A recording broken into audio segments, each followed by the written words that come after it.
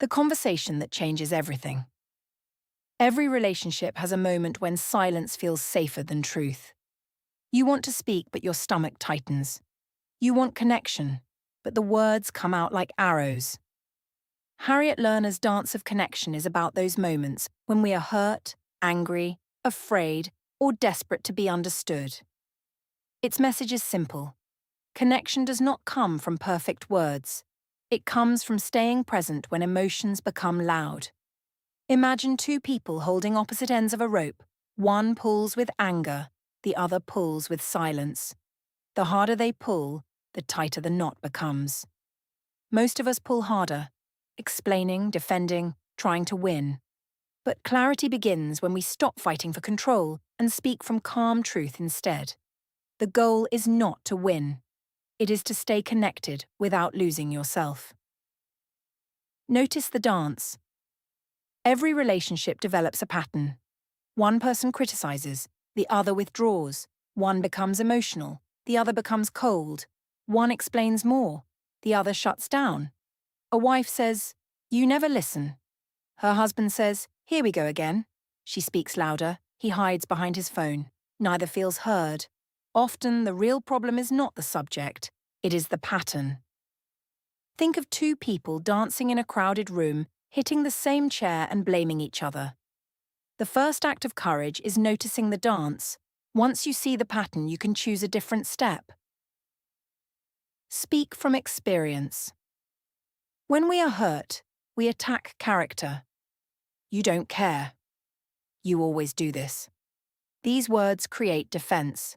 Instead of saying, "You never care about me," try, "I felt alone when I shared something painful, and you changed the subject." The first sentence throws a stone. The second points a flashlight. Clear speech is not weakness. You can say, "This is not acceptable to me," without making the other person a villain. A real voice tells the truth without trying to destroy the listener. Listen without defending. Listening becomes difficult when someone says, "You hurt me." Our inner lawyer wakes up. We collect evidence and prepare a defense before the other person finishes. But listening does not mean agreeing. It means becoming curious about another person's experience. Imagine two photographs taken from opposite sides of a mountain. They look different, but both can be real. Try saying, "Tell me more.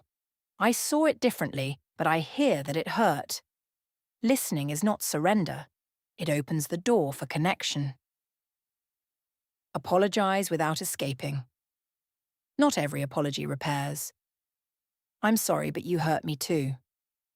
These are defenses disguised as apologies.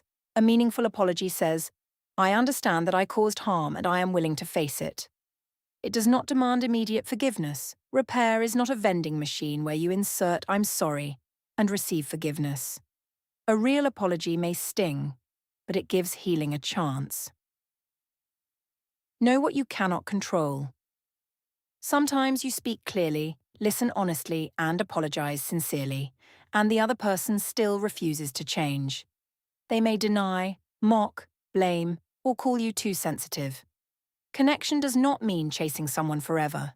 You can't force empathy from closed hands. You can't build a bridge with someone who keeps burning the wood.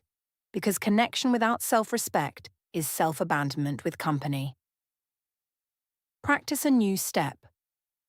Before a hard conversation, ask, what is the real issue? What is my part? What can I not control? Then bring one honest sentence into the room. Connection is not a personality trait. It is a practice. You practice pausing before reacting.